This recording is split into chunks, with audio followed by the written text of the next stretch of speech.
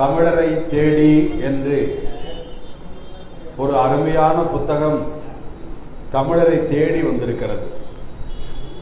அந்த அறிவு களஞ்சியத்தை பற்றி ஆய்வு செய்ய என்று பணித்திருக்கிறார்கள். ஆய்வு செய்யக்கூடிய அளவிற்கு எனக்கு தகுதி குறைவு என்கிற காரணத்தினால் அறிமுகம் செய்து வைக்கக்கூடிய பணியில் உங்கள் மத்தியிலே ஏற்பாடு செய்யப்பட்டிருக்கிற இந்த நிகழ்ச்சியின் தலைவர் குத்தூசி குருசாமி படிப்பகத்தினுடைய பொறுப்பாளர் இந்த நூலை பற்றி சுருக்கமாக நல்ல சிறப்புகளை எடுத்து சொல்லி அமர்ந்திருக்கிற தோழர் வழக்குரைஞர் சி.பி. சண்முக சுந்தரம் அவர்களே, தொடக்க உரையாற்றி மிக சிறப்பாக இந்த நூலை பற்றி பல்வேறு செய்திகளை படிக்காதவர்களுக்கு, இந்த நூலை பற்றி தெரியாதவர்களுக்கு அறிமுகம் செய்து வைத்திருக்கக்கூடிய புபேஷ் குப்தா நினைவு படிப்பகத்தின் செயற்பாட்டாளர் அன்பு தோழர் புருஷோத்தமன் அவர்களே, இந்த நிகழ்ச்சியை நேர்த்தியாக ஏற்பாடு செய்து தோழர் வெல்லும் அவர்களோடு இணைந்து பெரியார், அம்பேத்கர், மார்க்ஸ் ஆகிய தலைவர்களின் கொள்கைகளை ஒரு குடையிலே கொண்டு வந்து கருப்பும் சிவப்பும் நீலமும் இணைந்து காவியை எதிர்கொள்ளக்கூடிய இந்த காலகட்டத்தில் மிக சிறப்பான பணியாற்றி கொண்டிருக்கிற அன்பு தோழர், என்னுடைய நெடுநாள் லட்சிய தோழர் வில்வம், நம்முடைய வில்வம் அவர்களே, நிகழ்ச்சியிலே பங்கேற்று சிறப்பித்துக் கொண்டிருக்கிற இந்த நூலின் ஆசிரியர், இங்கே அனைவரும் சுட்டிக்காட்டியதை போல தன் பிண்டு தன் பெண்டு தன் பிள்ளை தன் வீடு தன் வாசல் என்று இன்றைக்கு இருக்கிற உலகம் இயந்திரமயமாக ஓடிக்கொண்டே இருக்கிறது. அப்படிப்பட்ட காலத்தில் இங்கே அனைவரும் சொன்னதை போல ஒரு பொறியாளராக பணியாற்றினார் என்று சொன்னால், அந்த பணியாற்றிய காலத்திலே எவ்வளவு நமக்கு கிடைத்தது, பொருளாதார ரீதியாக எத்தனை வீட்டை கட்டினோம், எவ்வளவு தோட்டம் வாங்கினோம் என்பதிலேயே கவனமாக இருந்து பணி ஓய்வு பெற்ற பிறகு அதிலேயும் அந்த வாழ்க்கையை மகிழ்ச்சியோடு இருக்கக்கூடிய ஏராளமான தோழர்களுக்கு மத்தியில் இவருக்கு இடதுசாரி சிந்தனையாளராக இருக்கிற காரணத்தினால் மார்க்ஸ், பெரியார், அம்பேத்கர் ஆகிய கொள்கைகளை உள்வாங்கிக் கொண்டவராக இருக்கிற காரணத்தினால் அதனை பற்றி நிறைய படிக்கிற ஆர்வம் கொண்டவராக இருக்கிற காரணத்தினால் அறிவார்ந்த இந்த புத்தகத்தை உருவாக்கி தந்திருக்கிற அன்பு சகோதரர் தோழர் தங்கவேல் அவர்கள் ஏற்புரையாற்றி இருக்கிற அருமை தோழர் அவர்களே, மற்றும் இந்த நிகழ்ச்சியிலே பங்கேற்றிருக்கக்கூடிய எங்களது மறுமலர்ச்சி திராவிட முன்னேற்ற கழகத்தினுடைய மேற்கு நகர பகுதி கழகத்தினுடைய செயலாளர் அன்பு சகோதரர் வைகோ பழனிசாமி அவர்களே, நிறைவாக இந்த கூட்டத்திலே நன்றி உரையாற்ற இருக்கிற குத்தூசி குருசாமி படிப்பகத்தினுடைய பொறுப்பாளர் என்னுடைய லட்சிய தோழர் கதிரவன் அவர்களே, இந்த அமைப்பை மிகுந்த சிரமத்திற்கிடையிலே அவர்கள் தெரிவித்ததை போல கொடிய கொரோனா தொற்று வந்த காலத்திலே கூட முடங்கி கிடக்காமல் இந்த இணையத்தை பயன்படுத்தி ஒரு அறிவு வழி பிரச்சாரத்தை, விழிப்புணர்வு பிரச்சாரத்தை, இன்றைக்கு தேவையான பரப்புரையை தொடர்ந்து செய்து கொண்டிருப்பதற்கு துணையாக இருக்கிற அமைப்பாளர்களான தோழர்கள் சூரியமூர்த்தி, நந்தகுமார், விஸ்வநாதன் உள்ளிட்ட தோழர்களே, இந்த நிகழ்ச்சியின் தொடக்கத்தில் தமிழ்தாய் வாழ்த்து பாடி நிகழ்ச்சியை தொகுத்து வழங்கிக் கொண்டிருக்கக்கூடிய நம்முடைய அன்பு மகள் இலாவும் அன்பு அவர்களே, இந்த நிகழ்ச்சியில பங்கேற்றிருக்கக்கூடிய பல்வேறு இயக்கங்களை சார்ந்த பொறுப்பாளர்களே, தோழர்களே, உங்கள் அனைவருக்கும் பணிவன்பான வணக்கத்தினை நான் முதலிலே தெரிவித்துக் கொள்கிறேன். இங்கே வில்வம் அவர்கள் குறிப்பிட்டதை போல இணையதளத்திற்கு பெரியார், அம்பேத்கர், மார்க்ஸ் அந்த அமைப்பு நடத்தக்கூடிய இணையதளத்திற்கு நான் புதியவன் அல்ல. இணைய வழியாக நாம் ஒருவரை ஒருவர் சந்தித்து பார்த்து பேசிக் கொண்டிருக்கிறோம். ஆனால் இந்த அமைப்பு நடத்தக்கூடிய நிகழ்ச்சிக்கு நான் புதியவர். இது என்னுடைய முதல் கூட்டம். நான் கடந்த மாதம் வருகிற போது கூட குறிப்பிட்டேன். அவரும் வில்லுவர்களும் சொன்னார்கள், இன்றைக்கு கொரோனா தொற்று அகன்றிருக்கக்கூடிய சூழலில் இணையதள வாயிலாக நடத்தக்கூடிய பிரச்சாரம் ஒரு புறம் இருந்தாலும் கூட இன்றைக்கு மக்களை சந்தித்து பேசக்கூடிய கூட்டங்களையும் ஏற்பாடு செய்ய வேண்டும் என்று சொன்னார்.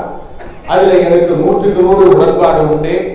இப்படிப்பட்ட அரங்க கூட்டங்கள் இதையும் தாண்டி எளிய முறையிலே தெருமுனை கூட்டங்களாக கூட பெரிய அளவிலே செலவு செய்யாமல், என்ன கொஞ்சம் காவல்துறையுடைய தொந்தரவு நமக்கு இருக்கும், இந்த அனுமதி வாங்கிறது போறதெல்லாம், அதையெல்லாம் கூட நாம் சமாளித்து வெளியிலே தெருவிலே நின்று சாதாரண சாலையிலே போகக்கூடிய அந்த ஏழை எளிய குடியான தோழர்களுக்கு இந்த செய்திகள் எல்லாம் கொண்டு செல்லக்கூடிய பணியிலும் நாம் கவனம் செலுத்தி இப்படிப்பட்ட கூட்டங்களையும் நாம் தொடர்ந்து நடத்த வேண்டும் என்கிற கருத்தையும் அருமை தோழர் வெல்லம் அவரிடம் நான் கடந்த முறை சொன்னேன்.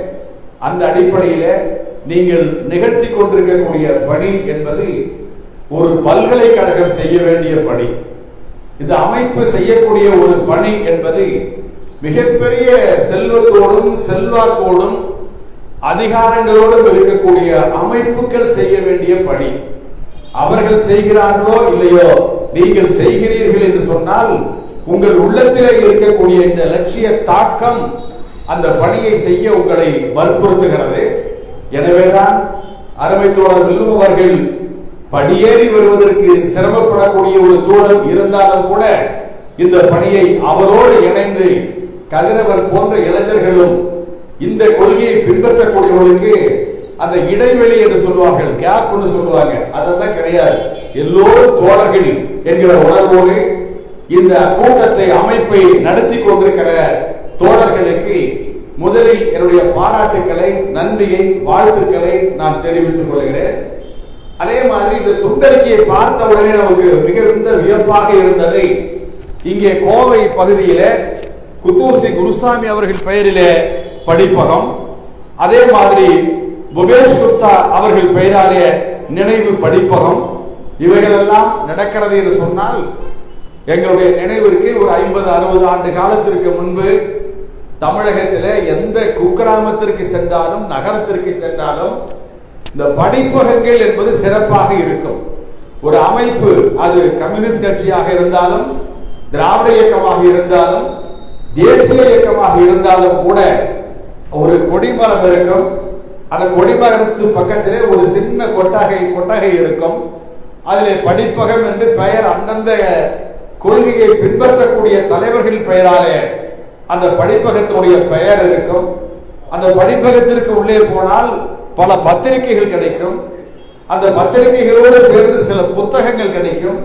இதையெல்லாம் வழக்கமாக போய் படித்து ஒரு விழிப்புணர்வை உருவாக்கியதில் தமிழகம் முன்னோடியாக திகழ்ந்தது என்பதை நாம் மறந்துவிடக்கூடாது. இன்றைக்கு மெல்ல மெல்ல பின்னோக்கி செல்லக்கூடிய, இன்னமும் சொல்ல போனால் காவி தாக்குதல் இன்னைக்கு நிகழ்ந்துகிறது என்று சொன்னால் இதிலெல்லாம் கொஞ்சம் நாம் தளர்ந்து கொடுத்த காரணத்தினால், விட்டு கொடுத்த காரணத்தினால், படிப்பதையே கூட இன்றைக்கு அறிவியல் வளர்ந்துவிட்ட இந்த காலகட்டத்தில் நான் எல்லாம் செல்போன்லயே பார்த்துக்கிறேன், வாட்ஸ்அப்லயே பார்த்துக்கிறேன், முகநூலிலே பார்த்துக் கொள்கிறேன் என்று ஒதுங்கிய காரணத்தினால் இந்த அறிவு பிரச்சாரம் பின்தள்ளப்பட்ட சூழலில் தான் இன்றைக்கு எங்கே இருட்டு அதிகமாக இருக்கிறதோ அங்கேதான் வெளிச்சம் தேவைப்படும். அந்த அடிப்படையில படிப்பகங்கள் என்று அந்த காலத்தில் இருந்ததை நினைவூட்டக்கூடிய வகையிலே இங்கே மிக சிறப்பாக இந்த கோவை மாநகரில் நடத்தி கொண்டிருக்கிறார்கள் என்று சொன்னால் அது அவ்வளவு எளிமையான பணி அல்ல. எனவே அந்த பணியிலே ஈடுபட்டிருக்கக்கூடிய தோழர்களுக்கும் என்னுடைய பாராட்டுக்களை, வாழ்த்துக்களை நான் தெரிவித்துக் கொள்ள விரும்புகிறேன். அதே மாதிரி இந்த புத்தகம், நான் தொடக்கத்திலே சொன்ன மாதிரி புத்தகம் படிக்கிற வழக்கம் என்பதே கூட திராவிட இயக்கம், பொதுவுடைமை இயக்கம் என்று சொன்னால் அந்த இயக்கத்தின் சார்பில் இன்னும் சொல்ல போனால் அரசியல் கட்சிகளை கூட கொஞ்சம் தவிர்த்து விட்டு, அது திராவிட முன்னேற்ற கழகமாக இருக்கட்டும், நான் சார்ந்திருக்கிற மறுமலர்ச்சி திமுகவாக இருக்கட்டும், அல்லது அண்ணா திமுகவாக இருக்கட்டும், காங்கிரஸ் இன்றைக்கு இருக்கக்கூடிய காங்கிரஸ் கட்சியாக இருக்கட்டும், ஒரு விமர்சன பார்வையை முன்வைத்து பார்த்தால் இன்றைக்கு படிக்கக்கூடியவர்கள், செய்தித்தாள் படிக்கக்கூடியவர்கள், கொள்கை சார்ந்த புத்தகங்களை படிக்கக்கூடியவர்கள், இன்னும் சொல்ல போனால் பல கட்சிகளுக்கு பத்திரிகையே கிடையாது. ஒரு காலத்திலே திராவிட இயக்கம் இருந்தது என்று சொன்னால் நூற்றுக்கணக்கான பத்திரிகைகள் வரும். ஒவ்வொரு சொற்பொழிவாளரும் அவர் ஒரு பத்திரிகை நடத்துவார். நாவலர் நெடுஞ்செழியன்ல இருந்து, NV நடராஜன்ல இருந்து, CP சிற்றரசு அவர்களிலிருந்து ஒவ்வொரு பேச்சாளரும் திராவிட முன்னேற்ற கழகத்தினுடைய தொடக்க கால பேச்சாளர் சொன்னார். கூட்டத்துக்கு வரும்போது எப்படி இங்கே நம்முடைய அருமை தோழர் புத்தகங்களை எல்லாம் இங்கே பரப்பி வைத்து விற்பனை செய்து கொண்டிருக்கிறாரோ அதே மாதிரி அவர்கள் ஒரு ஜோல்னா பையை மாற்றிக்கொண்டு அவர்கள் நடத்தக்கூடிய அந்த பத்திரிகையை எடுத்துக்கொண்டு வந்து வைத்துவிட்டு கூட்டத்தில் பேசுகிற போது அந்த புத்தகத்தை எல்லாம் பரப்பி விற்பனை செய்யக்கூடிய பழக்கம் எல்லாம் இருந்தது. இன்னும் சொல்ல போனால் அறிவாசான் பெரியார் அவர்கள் கூட்டத்திற்கு வருகிற போது பேசுகிற கூட்டம் எவ்வளவு பேர் கேட்கிறாங்கிறத பத்தி கவலைப்பட மாட்டார். குறைவான கூட்டமாக இருந்தாலும் அதிகமாக கூட்டமாக இருந்தாலும் சொல்ல வேண்டிய செய்திகளை எல்லாம் சொல்லிவிட்டு கூட்டம் முடிந்த பிறகு அந்த புத்தகம் விற்பனை செய்யக்கூடிய நண்பரை தோழரை அழைத்து எவ்வளவு புத்தகம் வித்திருக்கு அப்படின்னு கேட்பார். ஐயா இன்னைக்கு புத்தகம் ஒரு 5000 ரூபாய்க்கு வித்திருக்கு அப்படின்னா பரவாயில்ல, இந்த ஊர்ல நல்ல அறிவாளிகள் நிறைய இருக்கு போல இருக்கு என்று ஐயா சொல்லுவாங்க. ஏன்னா இந்த கூட்டத்திலே அரை மணி நேரத்தில் சொல்ல முடியாது, புத்தகம் பேசும். அதற்காகத்தான் இங்கே கூட அருமை தோழர் தங்கவேல் அவர்கள் இந்த அருமையான புத்தகத்தை எழுதியிருக்கிறார் என்று சொன்னால் இந்த புத்தகத்தை ஒரு அரை மணி நேரத்திலே 3/4 மணி நேரத்திலே நாம் முழுமையாக சொல்லிவிட முடியாது. ஆனால் இதை வாங்கி கொண்டு போகிற தோழர்கள் அதை படிக்கிற போது அந்த புத்தகம் பேசும். அந்த புத்தகம் நமக்கு உற்சாகத்தை ஊட்டும். அந்த புத்தகம் நமக்கு விழிப்புணர்வை தரும். அந்த புத்தகம் என்னுடைய தொடர்ச்சியாக அடுத்து நாம் என்ன செய்ய வேண்டும் என்பதை வலியுறுத்தும். அப்படிப்பட்ட நிலையிலே புத்தகங்கள் இருக்கிற காரணத்தினால் நெடுஞ்சாலை துறையிலே பொறியாளர் பொறுப்பிலே வந்துவிட்ட பிறகு இந்த துறையிலே ஆர்வம் செலுத்தி இருக்கிறார்கள். அது மட்டுமல்ல, அவருக்கு தோன்றா துணையாக அந்த புத்தகத்தினுடைய முன்னுரையிலே கூட அவர் குறிப்பிட்டிருக்கிறார்கள். அவருடைய மருமகன் சுடலைமணியன் அவர்களை பற்றி, அவருடைய மகன் ஊராட்சி மன்ற தலைவராக இருக்கிற தோழர் பிரபஞ்சன் அவர்களை பற்றி, அவரது வாழ்க்கை துணைவியாரை பற்றி, அவரது மகளை பற்றி, நல்ல குடும்பம் ஒரு பல்கலைக்கழகம் என்று பாவேந்தர் சொல்வார். அந்த அடிப்படையில் அந்த குடும்பம் ஒரு பல்கலைக்கழகம் போன்ற குடும்பமாக இருக்கிற காரணத்தினால் இவரது இலக்கிய பணிக்கு, இவரது வரலாற்று பணிக்கு அவர்களெல்லாம் தோல் கொடுத்து துணை நின்று அதன் காரணமாக இந்த புத்தகம் வந்திருக்கிறது என்று சொன்னால் அருமை தோழர் தங்கவேல் அவர்களுக்கு நாம் பாராட்டுக்களை தெரிவிப்பது கூட அவரது இல்லத்து உறுப்பினர்களுக்கும் நம்முடைய நெஞ்சம் நிறைந்த பாராட்டுக்களை, வாழ்த்துக்களை நாம் இதன் மூலம் தெரிவித்துக் கொள்ள வேண்டும். எனவே ஒரு அற்புதமான புத்தகத்தை உருவாக்கி இருக்கிறார். பொதுவாக புத்தகம் என்று சொன்னால் கதை புத்தகம் நிறைய இருக்கு, கவிதை புத்தகம் நிறைய இருக்கிறது. கவிதையிலே கூட மரபு வழியிலே இருக்கக்கூடிய கவிதைகள் இருக்கிறது. சில கவிதைகள் பார்த்தீங்கன்னா அந்த உரையாடலையே 2, 3, 4 பிரிச்சு போட்டு புது கவிதை என்கிற பெயரிலே வந்திருக்கிற அந்த புத்தகங்கள் இருக்கிறது. இதையெல்லாம் கூட ஓட்டத்துல படிச்சுட்டு போயிடலாம். உதாரணத்துக்கு தினத்தந்தி பத்திரிகை வச்சுங்க. தினத்தந்தி பத்திரிகை அது 30 பக்கம் வந்தால் கூட ஒரு 2 நிமிஷத்துல படிச்சு முடிச்சிடலாம். முதல்ல தலைப்பு செய்தியை பார்த்துட்டு அதுல ஏதாவது சிறு தலைப்பு அவர்களே போட்டிருப்பாங்க, அதை பார்த்தா அது படிச்சு முடிச்சிடலாம். அவ்வளவுதான் அந்த பத்திரிகையுடைய செய்தி, அது இருக்கக்கூடிய அடக்கம், அவ்வளவுதான். அதுக்கு மேல ஒண்ணு இல்லை. அதே மாதிரி ஏராளமான புத்தகங்கள் இருக்கிறது. இப்ப கூட நிறைய புத்தக கண்காட்சி நடக்கிறது. நல்ல திருவிழா மாதிரி, திருவிழாவே நடக்குது. அதுலயே பருவம் விற்கிறவன், சுண்டல் விற்கிறவன், சாப்பாடு போடுறவன், எல்லாத்துக்கும் நடுவில் புத்தகமும் விற்குது. புத்தகம் நிறைய விற்பனையாக நமக்கு மகிழ்ச்சியா இருக்கு. அது விற்பனையாகிற புத்தகத்திலே கொள்கை சார்ந்த புத்தகம் என்ன எவ்வளவு விற்பனையாகிறது என்று பார்த்தால் பெரியாருடைய இயக்கம், திராவிட இயக்கம் சார்ந்த புத்தகங்கள் நிறைய விற்பனையாகிறது என்று சொல்றாங்க. ஒரு நமக்கு மகிழ்ச்சியாக இருக்கிறது. அம்பேத்கர் புத்தகங்கள், அதே மாதிரி பொதுவகை சார்ந்த புத்தகங்கள் அவைகள் விற்பனையாகிறது என்கிற செய்தியும் வருகிறது. அதுவும் நமக்கு மகிழ்ச்சியா இருக்கு. அதையும் தாண்டி பாத்தீங்கன்னா இந்த கோலம் போடுறது, வாஸ்து சாஸ்திரம் பார்க்கிறது, எது எது நமக்கு மூளையில குப்பையா போய் நிற்கிறதோ அதெல்லாம் நம்ம ஆளு பையா ஆர்வமா வாங்கிட்டு போய் வீட்டுல போய் படிக்கிற ஒரு சூழலை பார்க்கிறோம். ஆக படிங்கன்னு சொல்றது மட்டுமல்ல, எதை படிக்க வேண்டும் என்பதையும் சொல்ல வேண்டிய கடமை நமக்கு இருக்கிறது. அப்படிப்பட்ட நிலையில் தோழர் தங்கவேல் அவர்கள் எழுதியிருக்கிற இந்த புத்தகம் இருக்கு பாருங்க. இதை பற்றி சொல்ல வேண்டும் என்று சொன்னால், இது ஒரு பலாப்பழத்தை போல இருக்கும். பலாப்பழத்தை பார்த்த உடனே நமக்கு முள்ளா இருக்கிற மாதிரி இருக்கும். ஐயோ இது வேண்டாம், இது என்ன குத்துற மாதிரி இருக்கேன்னு தூக்கி தள்ளிட்டு போயிட்டோம்னா நட்ட நமக்கு தான். அந்த பலாப்பழத்தை கத்தியாலே அறுந்து அதில் இருக்கக்கூடிய அந்த பிசின்மா இருக்கிறவெல்லாம் எடுத்து தனியாக எடுத்த பிறகு சுவைத்து சாப்பிட்டால் அவ்வளவு இனிப்பாக இருக்கும் என்று சொல்லுவார்கள். இன்னொரு வகையிலே சொல்லணும்னு சொன்ன, நம்மள மாதிரி ஒரு 60 வயசு கடந்தவங்க இந்த 2 மாடியில இந்த கூட்ட அரங்க ஏற்பாடு செய்திருக்கிறாங்க. இந்த 2 மாடியில ஏறி வரும்போது நமக்கு எவ்வளவு சிரமமா இருக்கு. ஆனா ஏறி உட்கார்ந்த பிறகு இந்த செய்திகளை கேள்விப்படுகிற போது ஏறி வந்த வலியோ இறங்கி போகும்போது இருக்கிற வலியோ நமக்கு தெரியாது. அதே மாதிரிதான் பலாப்பழத்தை பற்றி குறிப்பிட்டேனே, அதே மாதிரி தோழர் அவர்கள் எடுத்துக்கொண்ட செய்தி வரலாற்று ரீதியான அந்த தகவல்களை நமக்கு சொல்றார்.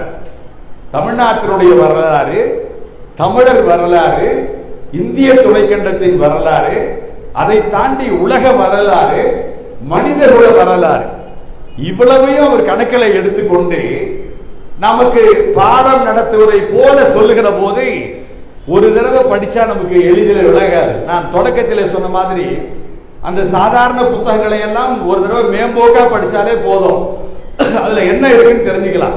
ஆனா இந்த புத்தகத்தை பொறுத்தவரையிலே 1 முறைக்கு 2 முறை 3 முறை படிக்க வேண்டும். இங்கே தோழர்கள் சொன்ன மாதிரி இந்த புத்தகத்தை தயாரிப்பதற்காக அவர் தொடக்கத்திலே குறிப்பிடுகிறார்கள். இங்கே கீழடியிலே, ஆதிச்சநல்லூரிலே, சிவகலையிலே நடந்த ஆய்வு இருக்கு பாருங்க. அதுவே வரலாற்று ரீதியாக பார்த்தீங்கன்னா அதற்கே கூட ஒன்றிய அரசு அவர்கள் அனுமதிக்கவில்லை. என்ன காரணம் கேட்டீங்கன்னா, வரலாற்றை திரிக்கக்கூடிய போக்கு இப்பொழுது ரொம்ப அதிகமா வந்துருச்சு. வரலாற்றை சொல்லுவதில் உண்மையை சொல்வது அல்ல, அதற்கு பதிலாக மாற்றி சொல்வது. அதுவும் பாஜக ஆட்சிக்கு வந்த பிறகு பல்கலைக்கழகங்களிலே, கல்லூரிகளிலே, உயர்கல்வி நிலையங்களிலே RSS சிந்தனையாளர்களையே பொறுப்பிலே நியமித்து அவர்களுக்கு பாடம் நடத்துவதிலே யோகாசனா என்கிற அந்த வித்தையை சொல்லி, தியாகம் என்கிற வித்தையை சொல்லி, இயற்கை உணவு என்கிற அதை சொல்லி இதெல்லாம் நம்ம வரவேற்கிறோம். உடல் வளமாக இருப்பதற்கு இதை நாம் யாரும் மறுக்கவில்லை. இயற்கை உணவு சாப்பிடக்கூடாதுன்னு நம்ம சொல்லல. அதே மாதிரி உடற்பயிற்சி செய்யக்கூடாது என்பதை யாரும் சொல்ல மாட்டாங்க. ஆனால் இந்த கருத்தை எடுத்து சொல்லி அதோடு குழைத்து மதத்தை, காவி கொள்கையை, வர்ணாசிரம தர்மத்தை, மனுநீதி கருத்துக்களை பரப்பக்கூடிய பணியில் இன்றைக்கு ஒன்றிய அரசு முனைப்போடு ஈடுபட்டுக் கொண்டிருக்கிறது. அப்படி ஈடுபடுகிற போக்கில வரலாற்றை அவர்கள் மாற்றி சொல்கிறார்கள். அதைத்தான் தோழர் தங்கவேல் அவர்கள் செய்தியை சொல்வது மட்டுமல்ல, எந்தெந்த இடத்திலே இந்த வரலாற்று திரிபுவாதம் இருக்கிறது, அதை நாம் எப்படி எடுத்துக்கொள்ள வேண்டும், உண்மையான வரலாறு என்ன என்கிற செய்தியையும் மிக அற்புதமாக இந்த புத்தகத்தில் படம் எடுத்து காட்டுகிறார்கள். இன்றைக்கு நாம் இந்த கூட்டத்தை நடத்துறோம். நேற்றைய தினம் கர்நாடக மாநிலம் பெங்களூர்ல ஒரு கூட்டம் நடந்தது ஞாயிற்றுக்கிழமை.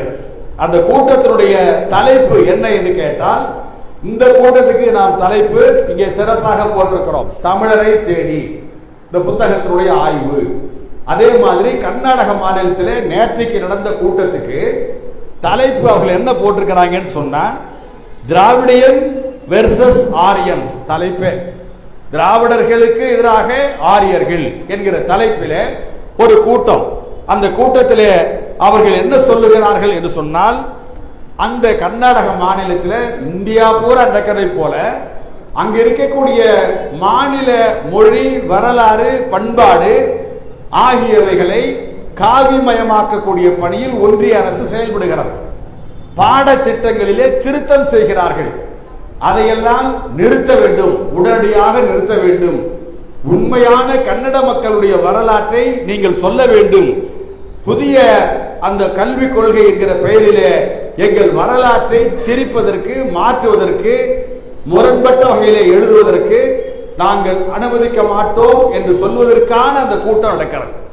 அந்த கூட்டத்திலே குறிப்பிடுகிற போது அவர் சொல்லுகிறார்கள், கேள்வி கடைசியா முடிக்கும் போது 2 வரியில, நாங்கள் திராவிட கன்னடர்கள், நீங்கள் என்று போட்டு ஒரு கேள்விக்குறி போடுறான். ஏன்னா ஆரியர்கள் அங்கே வந்த நிலையில நாம சொல்ல வேண்டியில்லை. கர்நாடக மாநிலத்தில் நேற்றைய தினம் நாங்கள் திராவிட கன்னடர்கள் நீங்கள் யார் என்று கேள்வி கேட்டு, அருமை பொதுமக்களே எல்லோரும் நீங்கள் கன்னடர்கள், அதிலும் திராவிட கன்னடர்கள் என்கின்ற உணர்வை பெற வேண்டும் என்று சொல்லி, அது இன்றைக்கு அங்கே இருக்கிற காங்கிரஸ் கட்சியிலே, அது இன்றைக்கு கர்நாடக மாநிலத்தில் இருக்கிற பாரதிய ஜனதா கட்சியை தவிர்த்த அனைத்து கட்சிகள் மத்தியிலும் வேரோன்றி போயிருக்கிற காட்சியை நம்மாலே பார்க்க முடிகிறது. 2 நாளைக்கு முன்னாடி உள்ளாட்சித்துறை அமைச்சர், இந்திய அரசாங்கத்தினுடைய உள்துறை அமைச்சர் அமித்ஷா, அவர் இந்தியை திணிப்பதிலே, இந்தி கலாச்சாரத்தை புகுத்துவதிலே தினந்தோறும் ஏதாவது செய்து கொண்டிருப்பார். அதையும் தாண்டி ஒரு 3 நாளைக்கு முன்னாடி ஒரு செய்தியை பேசினார். அந்த பேச்சு இன்றைய தினம் நம்முடைய கிருஷ்ணசாமி அவர்கள் இல்ல திருமணத்தில் நம்முடைய பொதுச் செயலாளர் வைகோ அவர்கள் கூட அந்த திருமண மேடையிலேயே அந்த செய்தியை குறிப்பிட்டு சொன்னார். 3 நாளைக்கு முன்னாடி அமித்ஷா பேசுகிற போது அவர் என்ன குறிப்பிடுகிறார் சொன்னால், வரலாற்று ஆசிரியர்கள் மௌரிய வரலாற்றை சொல்லுகிற போது மௌரியருடைய வரலாறு இலங்கையிலிருந்து புறப்பட்டது. அவர் சொன்னார், மௌரிய வரலாறு என்பது இலங்கையிலிருந்து தொடங்கியது, வியட்நாமுக்கு போனது, உலக நாடுகளும் கூட வரிசையா சொல்றாரு. அப்படியெல்லாம் சொல்லிவிட்டு டெல்லி பட்டணத்தோடு நின்று கொண்டது, அதை தாண்டி தெற்கே போகவில்லை.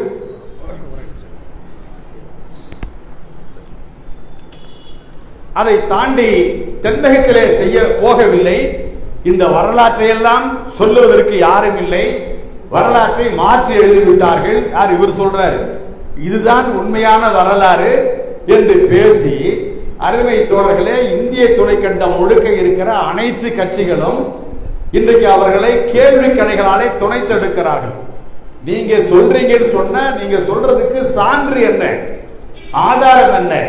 தோழர் தங்கவேல் அவர்கள் இந்த புத்தகத்தை எழுதியிருக்கிறார்கள் சொன்னால், ஒரு செய்தியையும் ஆதாரபூர்வமாக இந்த கருத்தை இவர் சொன்னார், தேவநேய பாவாணர் சொன்னார், திராவிட ஒப்பியல் மொழி அறிஞர் சொன்னார், சுவிட்சர்லாந்தில் இருக்கக்கூடிய அறிஞர் குறிப்பிட்டார், அமெரிக்காவில் இருக்கிற அறிஞர் குறிப்பிட்டார் என்று சொல்லி அந்த யாரோ அந்த அவருடைய பெயரை, அவர் சொன்ன செய்தியை ஆதாரத்தோடு சொல்கிறார். இதுதான் நம்முடைய வரலாறு. ஆனா வரலாற்றை திரிக்க வந்தவர் அவர் சொல்றது அண்ட புழுகு ஆகாச புழுகு, ஆனா நம்மை பார்த்து நீங்க பொய் சொல்றீங்க அப்படின்னு சொல்ற போக்கு இருக்கிறது. இது மிக மிக ஆபத்தான போக்கு. அந்த காலகட்டத்திலே தான் அறவை தோழர்களே நம்முடைய வரலாற்றை எடுத்து சொல்லக்கூடிய இந்த புத்தகம் வந்திருக்கிறது. இந்த புத்தகத்திலே தொடக்கத்திலே மிக சிறப்பாக அவர்கள் தோற்றுவாய் என்று ஒரு தலைப்பு, மூல பண்பாடும் திரிந்த பண்பாடும், மிக அற்புதமான தலைப்பு. நம்முடைய தமிழர்களின் மூல பண்பாடு எது, திராவிடர்களின் மூல பண்பாடு எது, அது எவ்வாறு திரிந்தது, ஆரியர்கள் எப்படி திரித்தார்கள், அவர்கள் எங்கிருந்து வந்தார்கள், நம்முடைய மனவு முறை எப்படிப்பட்ட வாழ்க்கை முறை, சாதி அமைப்பு முறை எப்படி இருந்தது, எப்படி இருக்கிறது, அவர்களாலே எப்படி மாற்றப்பட்டது, திரிபுவாதம் செய்யப்பட்டது என்கிற பல்வேறு செய்திகளை அவர் குறிப்பிடுகிற போது மூல பண்பாடும் திரிந்த பண்பாடும் என்கிற தலைப்பிலே, அதே மாதிரி மூலாதையர்கள் சுமேரியரின் இந்திய குடியேற்றங்களும் என்கிற தலைப்பிலே அவர்கள் வெளிநாட்டிலே இருந்து இந்திய துணைக்கண்டத்திற்கு வந்து குடியேறிய அந்த வரலாற்று செய்தி, தமிழ் மொழி பரிணமித்த வரலாறு என்கிற அந்த தலைப்பு, அதே மாதிரி பின் இணைப்பாக ஆரியர்கள் யார் என்கிற அற்புதமான அந்த தலைப்பிலே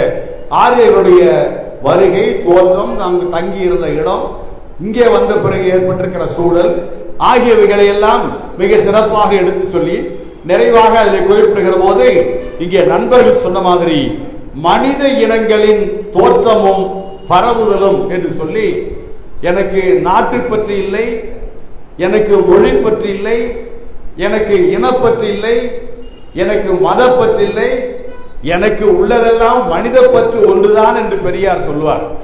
அந்த அடிப்படையில தோழர் தங்கவேலு அவர்கள் தமிழராக தொடங்கி இந்தியராக தொடர்ச்சி பெற்று அதற்கு பிறகு உலக மானுடராக எழுந்து நின்று மானுட தத்துவத்தை, மனித இனங்களின் வரலாற்றை எடுத்து சொல்லக்கூடிய அருமையான வரலாறாக இந்த புத்தகம் அமைந்திருப்பதை நாம் எண்ணி பார்த்து அதை ஆர்வத்தோடு படிக்க வேண்டும். தொடக்கத்தில் அவர் குறிப்பிடுகிற போது சிப்பாய் கழகத்திலே சொல்லுகிறார், வேலூரிலே சிப்பாய் கழகம் எப்படி நம்முடைய நாட்டு விடுதலைக்கு முன்னோடு பிள்ளையாக திகழ்ந்தது, அங்கே ராணுவ வீரர்கள் கிளர்ச்சி செய்த அந்த செய்தியை சொல்லி துப்பாக்கி தோட்டாக்களிலே இருந்த அந்த கொழுப்பு தடவிய அந்த கொழுப்பிலே பன்றி கொழுப்பு இருந்தது, பசு கொழுப்பு இருந்தது என்று என்கிற பிரச்சாரத்தை நம்பி ஒரு மிகப்பெரிய கலவரம் ஏற்பட்டார்களே, அந்த செய்தியை மிக சிறப்பாக தொடக்கத்திலேயே தோழர் தங்கவேலு அவர்கள் தன்னுடைய புத்தகத்திலே குறிப்பிடுகிறார்கள். அதே மாதிரி இந்த நாட்டிற்கு பெயரே கூட அருமையான சொல் அவர் குறிப்பிட்டிருக்கிறார். நாவலம் தீவு என்று அந்த செய்தியை அவர் குறிப்பிட்டிருக்கிறார். நம்முடைய பாவேந்தர் கூட சொல்லுவார்கள், நாவலம் தீவு நம்மை விட்டு போகாது, ஓ என் தோழரே அஞ்சாதீர்கள் என்று சொல்லக்கூடிய பாடல் இருக்கிறது. அந்த பாடல் வரியிலே இருந்து அற்புதமாக அந்த தலைப்பை எடுத்து சொல்லி இருக்கிறார்கள். தமிழ் மொழியினுடைய சிறப்பை பற்றி மிக அற்புதமாக இந்த புத்தகத்தில் 28வது பக்கத்திலே இருந்து 42வது பக்கம் வரை இன்றைக்கு நம்முடைய தமிழர்கள் தெரிந்து கொள்ள வேண்டும். தமிழிலே இன்றைக்கு நமக்கு பெயர் இல்லை. நாம் அரசாங்கத்துக்கிட்ட கேட்பது ஒரு புறம் இருக்கட்டும், ஒரு காலத்தில் இந்த இயக்கம், திராவிட இயக்கம், பொதுவுடைமை இயக்கம் எல்லாம் ஒன்று சேர்ந்து தமிழிலே பெயரிட வேண்டும், வடமொழி பெயர்கள் கூடாது, மூடநம்பிக்கை இருக்கக்கூடிய பெயர்கள் இருக்கக்கூடாது என்பதையெல்லாம் ஒரு இயக்கமாக நடத்தியதன் காரணமாக பல தலைவர்கள் தங்கள் பெயரை நாராயணசாமியாக இருந்தவர் நெடுஞ்செழியனாக மாறினார். மதியழகன், இளவழகன், சிற்றரசு, அந்த பெயரை கேட்கும் போதே அப்படி இருக்கும். இன்னைக்கு அவருடைய பேர பிள்ளைகளுடைய பெயரை பார்க்கிறோம், திருமண அழைப்புகளை பார்க்கிறோம். நேற்றைக்கு கூட எங்கள் இயக்கத்தை சார்ந்தவர் 80 வயது நிறைந்தவர் இன்றைக்கு சென்னை மாவட்டத்திலே எங்களுக்கு மறுமலர்ச்சி திமுகவுடைய அவைத்தலைவராக இருக்கிறார். அவர் பேரு அப்பா அம்மா வச்ச பேரு வேற, இளவழகன் பேர் மாத்திருக்க அவர் மாத்திக்கிட்டார். அவருடைய மகனுக்கு மகளுக்கெல்லாம் தமிழிலே பெயர் வைத்திருக்கிறார். அவருக்கு 80வது ஆண்டு விழா, முத்து விழா அழைப்புதலை கொண்டு வந்து கொடுத்தார். பார்த்தோம், ரொம்ப மகிழ்ச்சி, இந்த இயக்கத்தில் இருக்கிறீங்க, நாங்கள் உங்களுக்கு சிறப்பு செய்ய வேண்டும், பாராட்ட வேண்டும் என்றெல்லாம் சொன்னோம். அந்த அழைப்புதலை பார்த்தால் அவர் நல்ல பேர் வச்சிருக்காரு. அவர் பிள்ளைங்க வச்சிருக்கிற பேர் பார்த்தீங்கன்னா நிரோஷா, மனிஷா, ஒரு 5 பேர் வாயிலேயே நுழையல. என்னடா நம்ம வீட்டிலேயே இந்த மாதிரி வடமொழி வந்து திரிஞ்சு போச்சு, நம்ம வீட்டிலேயே பண்பாட்டு படையெடுப்பு வந்து விட்டதே என்று சொல்லுகிற போதுதான், எனவே நாம் பார்க்கிற தோழர்கள் மத்தியிலாவது அரசாங்கம் தமிழுக்கு செய்வது ஒரு புறம் இருக்கட்டும், நாம் கேட்போம், குறைந்தபட்சம் நம்முடைய பெயரை தமிழிலே வைக்கிற அந்த பழக்கத்தை மீண்டும் நாம் தொடங்க வேண்டும். இங்கே அம்பேத்கர் பெயரை போட்டிருக்கிறோம். அம்பேத்கர் வழியிலே செயல்படக்கூடிய தோழர் திருமாவளவன் அவர்கள் மதுரையிலே ஒரு மிகப்பெரிய மாநாட்டை இதற்காகவே கூட்டி, எங்கள் கட்சியிலே நீங்கள் வந்து இணைய வேண்டும் என்று சொன்னால் முதல்ல உங்க பேரை தனித்தமிழிலே மாற்றிக்கொள்ள வேண்டும் என்கிற மகத்தானதை சொல்லி 1,00,000 பேர் தோழர்களை தமிழிலே மாற்றிய அந்த நிகழ்ச்சிக்கு நான் கலந்து கொண்டு அந்த தோழர்களை வெகுவாக பாராட்டின. நல்ல பழக்கம், இதுதான் பண்பாட்டு படையெடுப்புடைய தோற்றம் என்று சொன்னேன். அப்படிப்பட்ட நிலையிலே இருக்கக்கூடிய அந்த தமிழ் மொழியினுடைய சிறப்பை அவர்கள் குறிப்பிட்டு சொல்லி இருக்கிறார்கள்.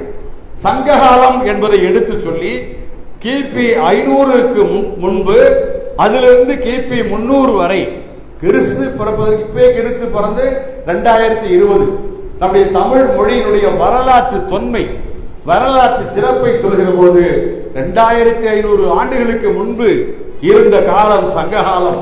அந்த காலத்திலேதான் 10 பாட்டு, 8 தொகை ஆகிய இலக்கியங்கள் எல்லாம் வந்தது, 11 கீழ்கணக்கு நூல்கள் எல்லாம் வந்தது என்று சொல்லி சங்கம் மருவிய காலம் என்று சொல்லி கிபி 300 இருந்து கிபி 600 வரை இருந்த அந்த காட்சியையும் வரலாற்று நிகழ்வையும் தொடர் மிக சிறப்பாக இங்கே படம் பிடித்து காட்டுகிறார். அகம் புறம் என்கிற முறையிலே தமிழர் பண்பாடு என்று சொன்னால் இது உலகத்தில் வேற எங்கேயும் பார்க்க முடியாது. உலகம் பூரா பல்வேறு இனங்கள் இருக்கிறது. ஆனால் அந்த இனங்கள் இலக்கணம் வகுக்கும் போதே அக வாழ்க்கை புற வாழ்க்கை.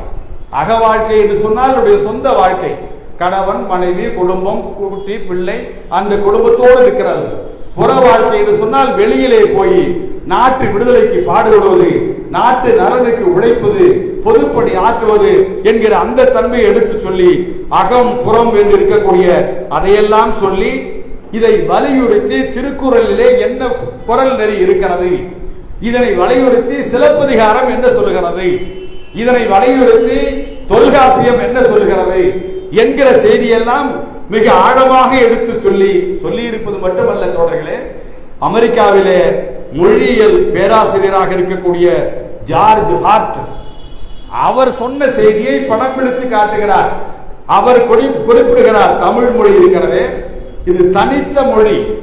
தனித்த மொழி என்பது மட்டுமல்ல, சமஸ்கிருத மரபு தாக்கம் வலிவு பெருமுன் தோன்றிய மொழி, வடமொழியிலிருந்து மாறுபட்ட சுயமான வளர்ச்சி பெற்ற மொழி என்று அவர் அமெரிக்க பேராசிரியர் சொன்னதை நம்முடைய தங்கைவேல் அவர்கள் எடுத்து சொல்லுகிறார்கள். ஏனென்று சொன்னால் இந்த காலகட்டத்தில் சொல்றான் தமிழ் மொழி சமஸ்கிருதத்திலிருந்து கிளைத்த மொழின்னு சொல்றான்.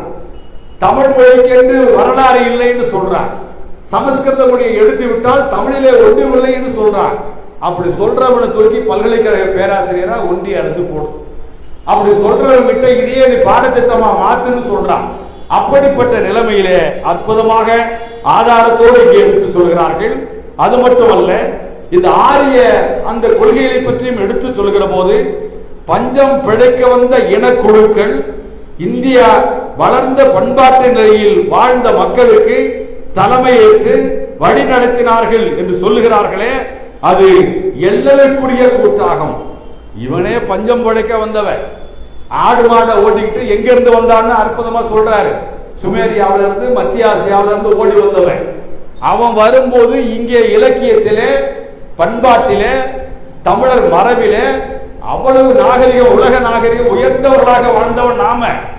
இவன் என்ன சொல்றான், நாங்க தான் உங்களுக்கு வந்து உங்களுக்கு பண்பாட்டை கற்றுக் கொடுத்தோம், வரலாற்றுக்கு தலைமை ஏற்றோம், இந்தியா முழுக்க நாங்கள் இருந்தோம் என்று சொல்கிறார்களே, இது எல்லக்கூடிய கூற்று, நகைச்சுவை கூற்று என்று சிறப்பாக குறிப்பிட்டு சொல்றார். அதே மாதிரி ஆரியமயமாதல் மூலம் தமிழ் வளர்ந்ததாக கதை கட்டுகிறார்கள். பூர்வீகம் இந்துமா கடலில் மூழ்கிய குமரி கண்டம் 20,000 ஆண்டுகளுக்கு முன் தமிழர் சிறந்த நாகரிகம் படைத்தனர். சாதிய பிரிவான திராவிட தமிழ் நாகரிகத்திற்கு உரியது, இது ஆரிய பார்ப்பனர்களுக்கே தெரியாது என்கிற அந்த செய்தி இருக்கிறது. 20,000 ஆண்டுகளுக்கு முன், அதைத்தான் இங்கே கூட தொடக்கத்தில் பேசிய தோழர் குறிப்பிட்டார். கல் தோன்றி வந்தோன்றா காலத்தே வாளொடு முன்தோன்றிய மூத்த குடி என்று புறப்பொருள் வெண்பா மாலை சொல்லுமே. கல்லும் மண்ணும் தோன்றுவதற்கு முன்பே தமிழன் தோன்றினான் சொல்றது மட்டுமல்ல, அவன் வாளோடு பிறந்த மூத்த குடி. மூத்த குடி என்பதோடு போர்க்குணம் நிறைந்தவன், வீரத்தின் விளைநிலம் என்று சொல்லக்கூடிய பாடல் வரிகளை எல்லாம் தோழர் தங்கவேல் அவர்கள் எடுத்து சொல்லி அற்புதமாக அதை குறிப்பிட்டிருக்கிறார்கள். அதே மாதிரி ஆரியர்கள் நிலம் என்பதை அடையாளம் காட்டுகிற போது மத்திய ஆசியாவின் சமர்கண்ட் ஆரிய பூர்வீகம் என்று குறிப்பிட்டு மாக்ஸ் முல்லர் 1859 கருப்பர் நாகரிக வளர்ச்சி என்கிற அந்த செய்தியை அவர் சொல்லியிருக்கிற செய்தியை எடுத்து சொல்லி, ஆனால் அவர்கள் நம்மை மட்டம் தட்டுகிறார்கள். தென்னக வளர்ச்சியில் பிராமணர்களே காரணமாக இருக்கிறார்கள் என்று சொல்லுகிறார்கள்.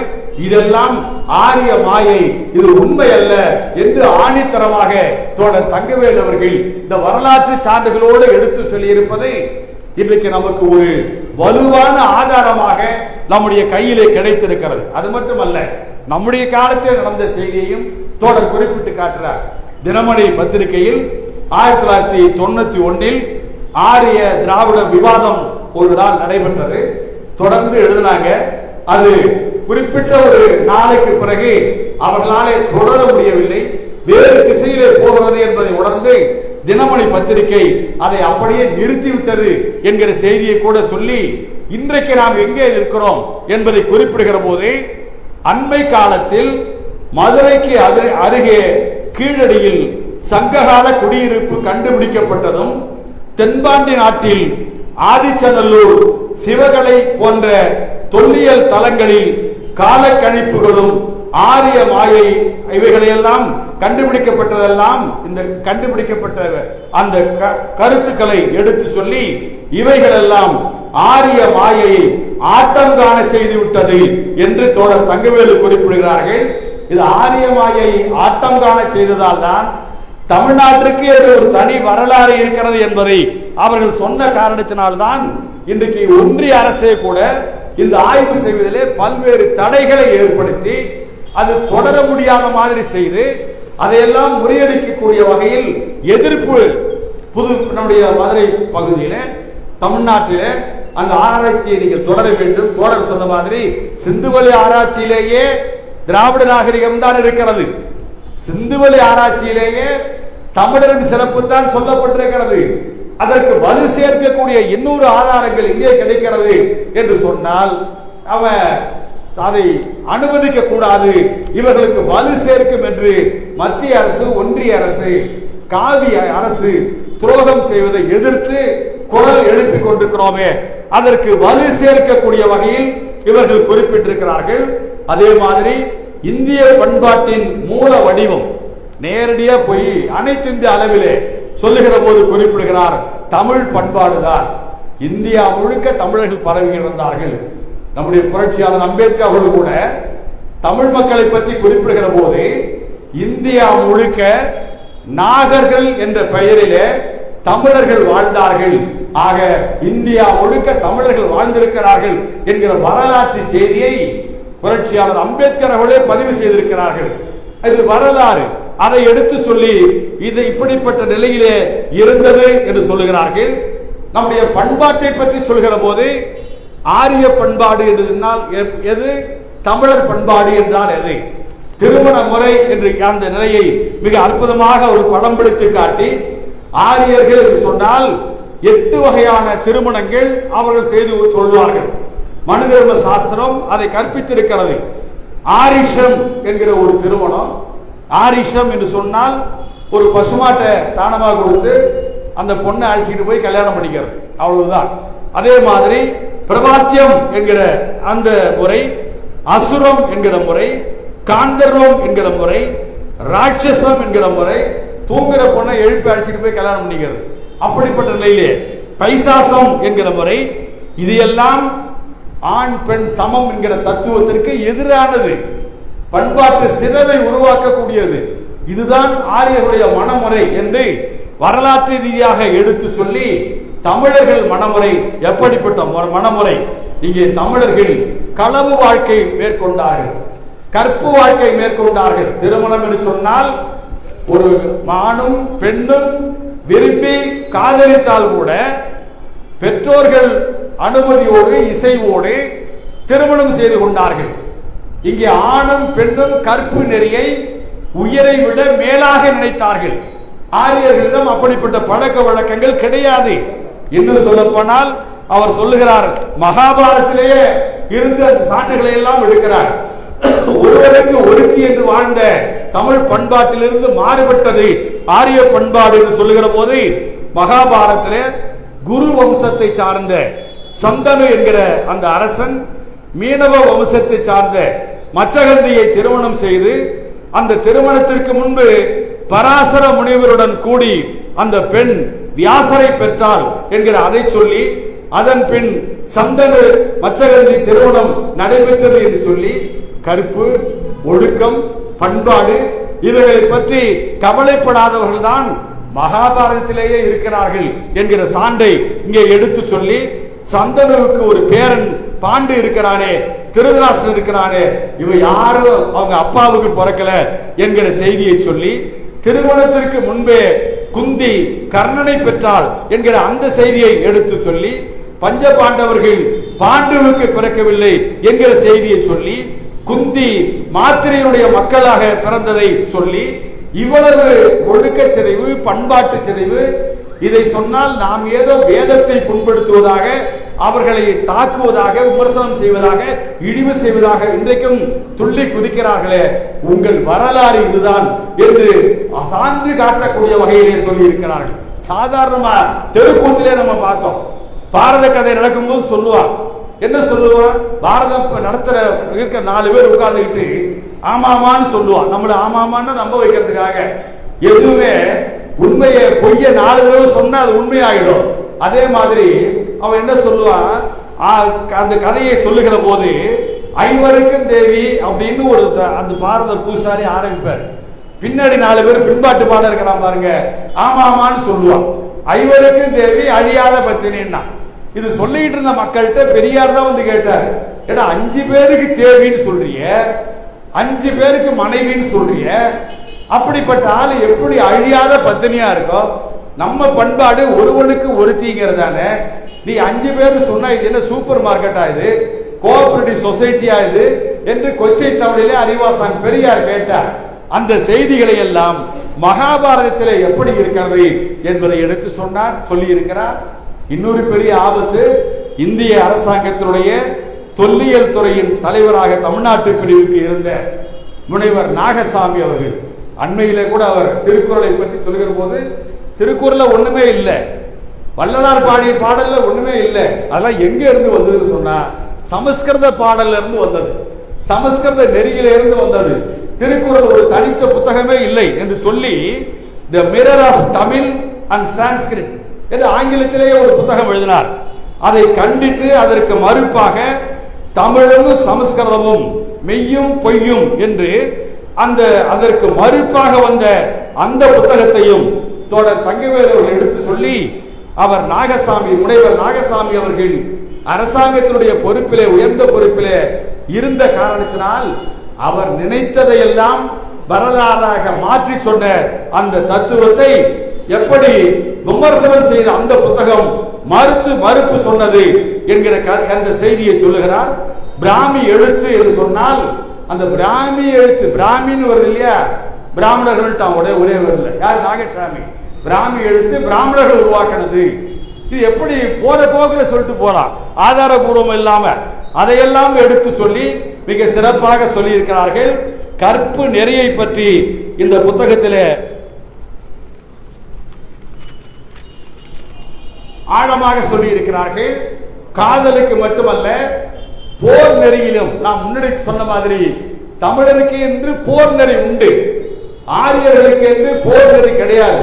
அவன் இரவுல கூட போய் தாக்குதல் நடத்துவான், எப்ப வேணாலும் சண்டை போடுவான். இப்ப இலங்கையில சிங்களவர்கள் செய்யறான் பாருங்க, அதே மாதிரி. ஆனா தமிழர்கள் முறை என்று சொன்னால் அவர்கள் ஒரு நாள் அறிவித்து, நேரம் அறிவித்து, வயதானவர்களை, பெண்டிர்களை ஒதுக்கி வைத்து விட்டு யுத்தம் செய்கிற மரபு தமிழ் மரபு என்று சொல்லி அதற்கு அருமையான ஒரு இலக்கிய சான்றை தோழர் அவர்கள் தங்கவேலு அவர்கள் எடுத்து சொல்றார். ஒரு அரசன் போர் நடத்துறான். போர் எப்ப நடத்துறான்னு கேட்டீங்கன்னா, பகல்ல போனா வெற்றி பெற முடியாது என்கிற சூழல் ஏற்பட்டு விட்டது. அதனால இரவுல சண்டை நடத்தலாம்னு சொல்லி முடிவு பண்ணி, எப்படியாவது வெற்றி பெறணும்னு முடிவு பண்ணி அதற்கு தயாரிக்கிறான். அந்த நேரத்தில் அருமை தோழர்களே, அந்த அரசனை எதிர்த்து யார் வந்து கேட்கிறான்னு சொன்னா, அந்த நாட்டிலே இருந்த ஒரு புலவர் போய் கேள்வி கேட்கிறான். சாதாரண புலவர் போய் தேரா மன்னா செப்புவதுடைய நம்ம கண்ணகி கேட்டான்னு பார்க்கணும். பாண்டிய நெடுஞ்செழி மன்னனை பார்த்து அந்த காலத்திலேயே ஒரு பெண்ணு, பாதிக்கப்பட்ட பெண்ணு இன்னொரு நாட்டுக்கு போய் இன்னொரு நாட்டு அரசனா இருந்தவனை பார்த்து அட அறிவு கட்டவனே அப்படின்னு கேட்கக்கூடிய அளவிற்கு எப்படி தமிழர் பண்பாடு கொடிகட்டி பறந்தது என்பதை சிலப்பதிகாரம் சொல்லிச்சு பாருங்க. அதே மாதிரி இந்த இலக்கியத்திலே சொல்றாரு, இந்த அரசனை எதிர்த்து இந்த புலவன் போறான், போய் ஒரு பாடல் பாடுறான். என்னன்னு கேட்டா, பறவை வேல் தானை பகலஞ்சு வேணா இரவே எரி என்றாய் என்னை விரைந்து வேந்தே நீ ஆயினாய் அன்றி புகுவதோ போந்தென்னை சொல்லிய நா என்று தகடூர் யாத்திரை 14வது பாடல் என்று குறிப்பிட்டிருக்கிறார். என்ன சொல்றாங்க, அட தமிழ் மன்னனே, நம்ம சண்டை போறதுக்குன்னு ஒரு மரபு இருக்கு. பகல்ல தான் நம்ம சண்டைக்கு போகணும், இரவுல போகக்கூடாது. உனக்கு யார் இந்த ஐடியா கருத்தை சொன்னாங்க? இதை நீ ஏற்றுக்கொண்டு இருக்கிறாயே, இது கோழைத்தனம் அல்லவா? இது அயோக்கியத்தனம் அல்லவா? இதனை நீ பின்வாங்கி கொள்ளாவிட்டால், இந்த புலவன் சொல்றான், உன் வாயில நாக்கு இருக்காது, அந்த நாக்கை நான் அறுத்துருவேன். ஏன்னா அந்த நாக்கு தானே உத்தரவு போட்டுது, அந்த நாக்கை அறுப்பேன் என்று ஒரு புலவர் சொல்றான்னு சொன்னா எப்பேற்பட்ட முறை பாருங்க. அதே மாதிரி தமிழ் மன்னர்கள் என்று சொன்னால் உயிரினங்களை காத்தார்கள். ஒரு பறவை வந்து கத்துச்சு, கேட்ட உடனே சிபி சக்கரவர்த்தி அடைக்கலம் கொடுத்தான். புறா கேக்குது, அது வந்து அது சாப்பிட்றதானே ஏன் வேலை, அதை விட்டு பருந்து கேக்குது, எனக்கு உணவு அதானே, அதை நீ சாப்பிடக்கூடாது, நீ தடுக்கிறியே அப்படின்னு கேட்கிறான். அப்ப அந்த மன்னன் நினைக்கிறான், இந்த புறாவை அடைக்கலம் வந்த காரணத்தினால அதை நான் கொடுக்க மாட்டேன், உனக்கு உணவு தானே வேணும், ஏன் கறியை எடுத்துக்க என்று தன்னுடைய தசையை வெட்டி கொடுத்தான். ஒரு மன்னன் என்று சொன்னால் உயிரினங்களை மட்டுமல்ல, மனிதர்களை மட்டுமல்ல, உயிரினங்களையும் பாதுகாக்கிறவர்கள் தான் மன்னர்கள், தமிழ் மன்னர்கள் என்கிற செய்தியை படம்பிடித்து காட்டி அற்புதமாக மணிமேகலையிலிருந்து ஒரு வரியை சொல்றார். பாம்பு இருக்க, நம்மால எங்க பாம்பு பார்த்தாலும் உடனே கல் எடுத்து அடிச்சு சாவடிக்கணும்னு நினைப்பான். அது தண்ணி பாம்பா, விஷ பாம்பா, எந்த பாம்புலாம் இல்ல. பாம்புன்னா படை நடுங்கும்னு சொல்லுவான். பாம்பை பார்த்த உடனே நம்ம அடிச்சு கொள்ளணுங்கிற எண்ணம் வரும். அப்படிப்பட்ட நிலைமையில் மணிமேகலை என்ன சொல்லுதுன்னு கேட்டீங்கன்னா, பாம்பும் அவை புகுமுன் உய்யுமாம். பாம்பு தைரியமா போகும் எங்க? அவைக்கு. எந்த அவைக்கு? அரசவைக்கு. அரசவைக்கு உள்ள போயிட்டா நமக்கு பாதுகாப்பு, யாரும் அடிச்சு கொள்ள மாட்டான் அப்படிங்கிற ஒரு சூழல் தமிழ்நாட்டிலே இருந்தது. இதுதான் தமிழர் நெறி என்பதை அற்புதமாக எடுத்து சொல்கிறார். நிறைவாக சொல்லுகிற போது அருமையான படங்களை இந்த புத்தகத்திலே போட்டிருக்கிறார். அந்த முதுமக்கள் தாழி, அந்த ஆதிச்சநல்லூர்ல எடுத்தது, கீழடியில எடுத்தது. அதுல கூட பாத்தீங்கன்னா கருப்பு சிவப்பு வண்ணத்துல அந்த வண்ண படம் கண்ணுல ஒத்திக்கிற மாதிரி இருக்கும். 2000 ஆண்டுகளுக்கு முன்பு நாம் பயன்படுத்திய அந்த பொருளை இன்றைக்கு படம் பிடித்து காட்டுகிற போது அது எப்படி கருப்பு சிவப்பிலே அது அமைந்தது அதையும் சொல்றார் புத்தகத்திலே. அவர் குறிப்பிடுகிறார், அந்த பாண்டத்தினுடைய வாய்ப்பகுதி, கழுத்து பகுதி இதெல்லாம் கருப்பாக இருக்கும், மேல பிற பகுதி எல்லாம் சிவப்பாக இருக்கும். சூளையிலே உட்பகுதியிலே இதை காற்று புகாத மாதிரி தடுத்து சுடுறாங்க. காற்று புகாத பகுதி கருப்பு நிறமாகவும், காற்று பட்ட சுடுபட்ட பகுதி சிவப்பு நிறமாகவும் இருக்கிறது. இது வெந்து அணைந்த பிறகு அதை எடுத்து அதன் மேலே ஈர பசை கொண்ட உப்பு இருக்கு பாருங்க, அந்த உப்பு தூளை உலர்த்தி, ஏன்னா அப்படி உலர்த்தினால் ஆயிரக்கணக்கான ஆண்டு ஆனாலும் அந்த பாண்டம் மினுமினுப்போடு இருக்கும், பளபளப்போடு இருக்கும் என்பதை சொல்லி, இதெல்லாம் 2600 ஆண்டு காலத்திற்கு முன்பு நம்முடைய தமிழர்கள் இவ்வளவு அறிவியல் ரீதியாக, தொழில் ரீதியாக வளர்ச்சி பெற்றிருந்த பண்பாடு இருந்தது என்று சொல்கிறார். அற்புதமாக நம்முடைய நாட்டிலே இருக்கக்கூடிய ஒரு நாய், சாதாரண டிஸ்கோ நாய்னு பேரு, அந்த நாய் இதே மாதிரி ஆஸ்திரேலியாவில் இருக்குன்னு படம் முடிச்சு காட்டுறார். வளை தடி என்கிற தடி இங்க இருக்கக்கூடிய வளை தடி போல பிரான்ஸ் நாட்டிலே, ஸ்பெயின் நாட்டிலே மக்கள் பயன்படுத்துகிறார்கள் என்பதை சொல்லுகிறார். இப்படி இந்த புத்தகம் என்ன சொல்லுகிறது என்று சொன்னால், ஒரு வரலாற்று செழுமை மிக்க இனம் நம்முடைய இனம், நம்முடைய மொழி அப்படிப்பட்ட பாரம்பரியமுள்ள சிறப்பு உள்ளது. நம்முடைய பண்பாடு அவ்வளவு பெரிய பழமையானது, தொன்மையானது, சிறப்பானது. இது இந்திய துணைக்கண்டம் முழுவதும் இருந்தது. இன்னும் சொல்ல போனால் இதன் தாக்கம் உலகத்தின் பல நாடுகளிலும் இருந்தது என்று சொல்லி இருக்கக்கூடிய இந்த செய்தி இந்த புத்தகத்தில் இடம்பெற்றிருக்கிறது. எனவே இதை இன்னும் விரிவாக நம்முடைய தோழர்கள் வாங்கி ஆர்வத்தோடு படித்து குறிப்பெடுத்து மற்றவர்களுக்கும் சொல்லுங்கள். அவரை பாராட்டுவோம், அவருக்கு நன்றி சொல்லுவோம், அவருக்கு வாழ்த்து தெரிவிப்போம் என்று குறிப்பிட்டு என்னுடைய உரையை இந்த அளவிலே நிறைவு செய்கிறேன். நன்றி, வணக்கம்.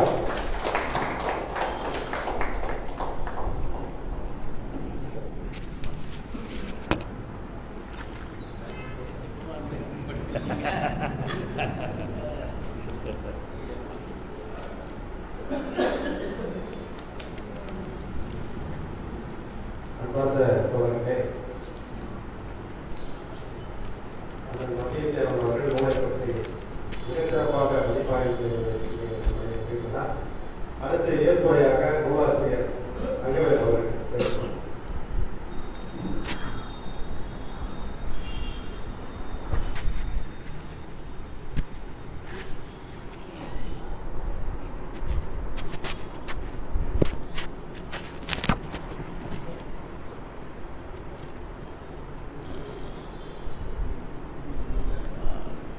தோழர்களுக்கு வணக்கம். கேட்குதுங்களா? இப்படி கேட்கணுமோ? சரி சரி. தோழர்களுக்கு வணக்கம். இந்த என்னுடைய தமிழரை தேடிய நூலுக்காக ஒரு அருமையான ஒரு மதிப்பாய்வு கூட்டத்தை ஏற்படுத்தி கொடுத்ததுமைக்கு முதல்ல பெரியார், அம்பேத்கர், மார்க்ஸ் சிந்தனைக்கல தோழர்களுக்கு என்னுடைய முதல் நன்றியை தெரிவித்துக் கொள்கிறேன். கேட்குதா? தோழர் வந்தியத்தேவன் அவர்கள் மிக அருமையாக இந்த நூலை இவ்வளவு ஆழமாக வாசித்து இவ்வளவு சிறப்பான ஒரு சொற்பொழிவை பேசுவார் என எதிர்பார்க்கவில்லை. மிக அருமையாக நூலில் உள்ள கருத்துக்களை கூறியுள்ளார். இந்த நூல் நான் கிட்டத்தட்ட ஒரு 30 ஆண்டு கால ஆய்வுகளில் ஈடுபட்டு இந்த நூலை எழுதியுள்ளேன். அதுக்கு முன்னாடி நான் இதுக்கு ஒரு 30 ஆண்டு காலம் என்பது தொல்லியல் சார்ந்து பல பயணங்களும் செய்திருக்கிறேன், பல முயற்சிகள். அந்த மாதிரி இந்த நூல் இது ஒரு முன்னுரை நூல் மாதிரி தான் இது எழுதியிருக்கிறேன். உண்மையிலே தமிழர் வரலாறு என்பது மிக தனித்தன்மை வாய்ந்த ஒரு வரலாறு அப்படிங்கிறதற்கான ஒரு சான்றுகளை இதில் கொடுத்துருக்குறேன். அதுபோக அந்த தமிழர் பண்பாடு எப்படி உருவாச்சுதுங்கிறதுக்காக சில விஷயங்கள், அதாவது சுமேரிய நாகரிகத்தை தோற்றுவித்தவர்கள், பிற்கால சுமேரியர் அல்ல, அந்த சுமேரிய நாகரிகத்தை தோற்றுவித்த மக்கள், அவங்க கருப்பு நிற மக்கள். எகிப்து நாகரிகத்தை தோற்றுவித்த முந்திய எகிப்தியர், கிரேக்க நாகரிகத்தை தோற்றுவித்த முந்திய கிரேக்கர், அவங்க தான் அந்த மினோவன் பண்பாடுன்னு கிரீத் தீவில் உருவாக்கியிருந்தாங்க. நீங்கள் பார்த்தீங்கன்னா அந்த கிரீஸுக்கும் கிரீத்துக்குமான தொடர்பு எல்லாருமே ஏற்றுக்கிறாங்க. அந்த கிரேக்கர்களுக்கும் நமக்குமான தொடர்பை கிரேக்கம் வாழ்ந்த கதை அப்படின்னு சாமிநாத சர்மா ஒரு நூல் எழுதியிருப்பார். நான் அந்த விஷயங்கள்லாம் அடுத்த புக்கில் எழுதுவேன்.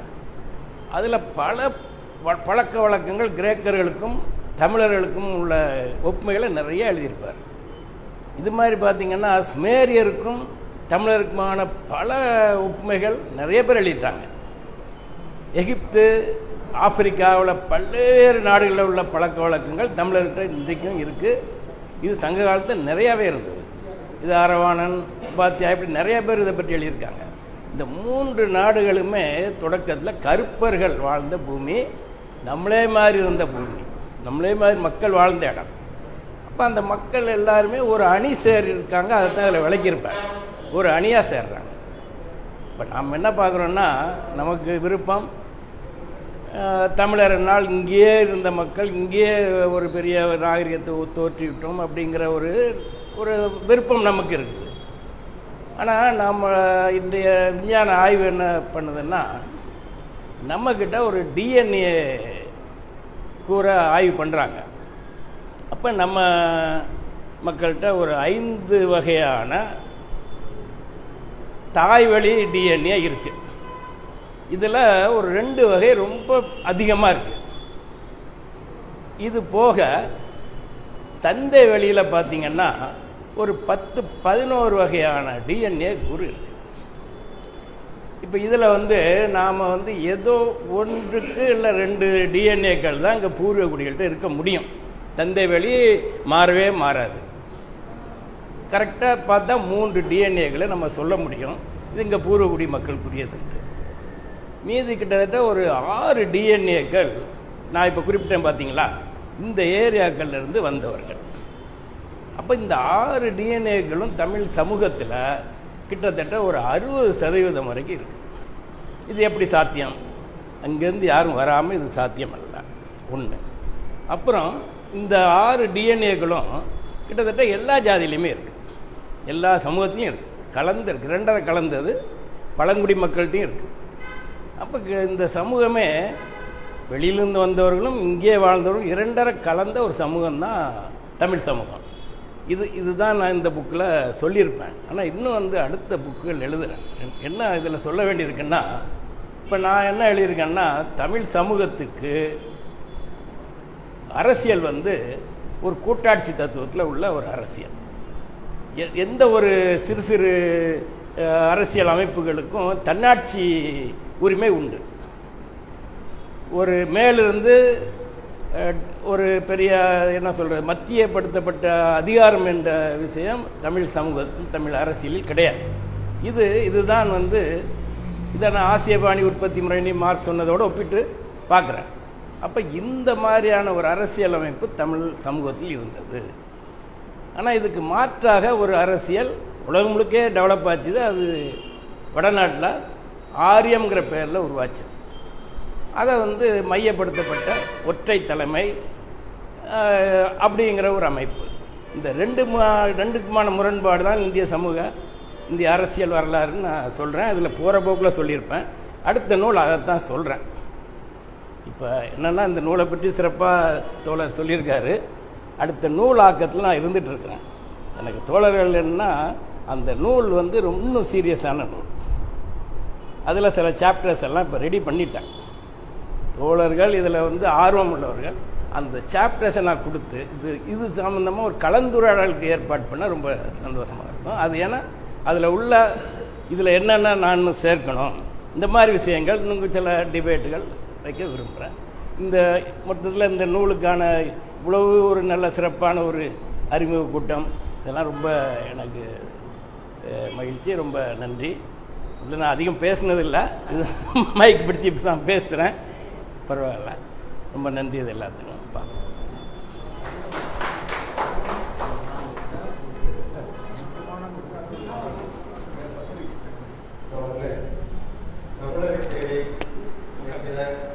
இந்த நூலை அந்த மத்திய வெளியிட தோழர்கள் பழனிசாமி அவர்களும் தோழர் வில்வம் அவர்களும் இப்போது பெற்றுக் கொள்கிறார்.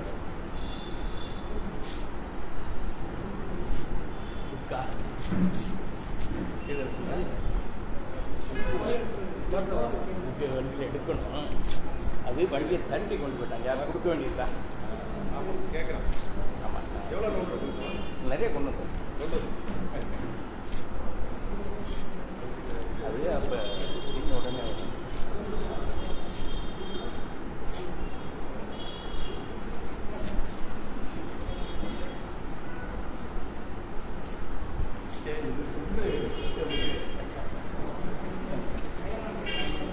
உடனே தோழர்களே, இந்த நிகழ்ச்சியிலே பங்கேற்ற சிறப்புரையாற்றிய அண்ணன் வந்தியத்தேவன் அவர்களுக்கு தோழர் வைகோ பழனிசாமி அவர்கள் சிறப்பு செய்வார்.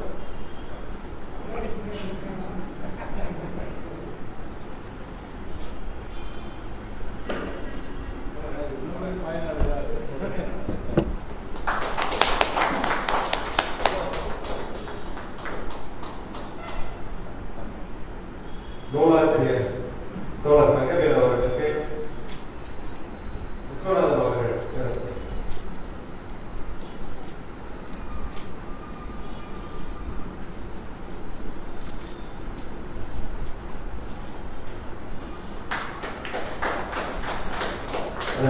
தொடக்க உரையாற்றிய இந்திய கம்யூனிஸ்ட் கட்சியின் செயற்பாட்டாளர் தோழர் புருஷோத்தமன் அவர்களுக்கு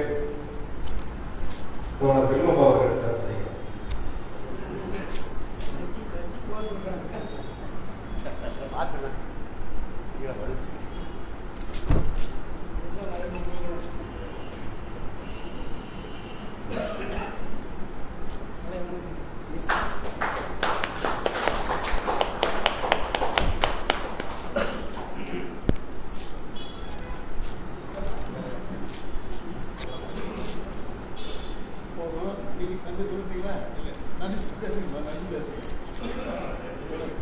நான் கையில் தந்துடுறேன்.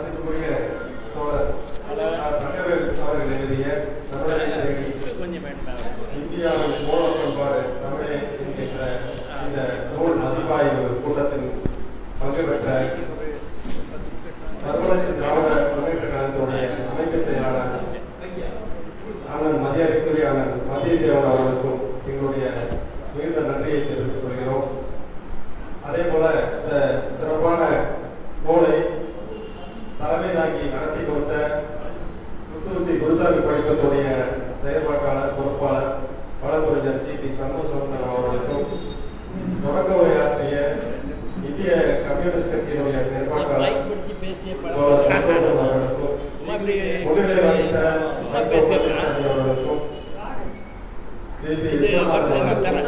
ரவீந்திரநாத் அவர்களுக்கும் கிருஷ்ணராஜ் அவர்களுக்கும் யார் மற்றும் இல்லை நான் இப்போ எட்டு வரேன் இதை நீங்கள் வச்சிங்க. நிகழ்ச்சியில் பங்கு பெற்ற அனைத்து தோழர்களுக்கும் நன்றிகளை தெரிவித்துக் கொள்கிறோம். குறிப்பாக என்ன கொஞ்சமாக இந்த அரங்கத்தை இலவசமாக கொடுத்து அதற்கான ஏற்பாடுகளையும் செய்து கொடுத்த கிருபா மருத்துவர் டென்னிஸ் கோயில்பள்ளி அவர்களுக்கு மிகுந்த நன்றியை தெரிவித்துக் கொண்டு இதோடு முடித்துக் கொள்கிறோம். நன்றி, வணக்கம். அதே போல தொடர்ந்து நூல்கள் இருக்கிறது, தேவைப்படுவோர் பெற்றுக்கொள்ளலாம்.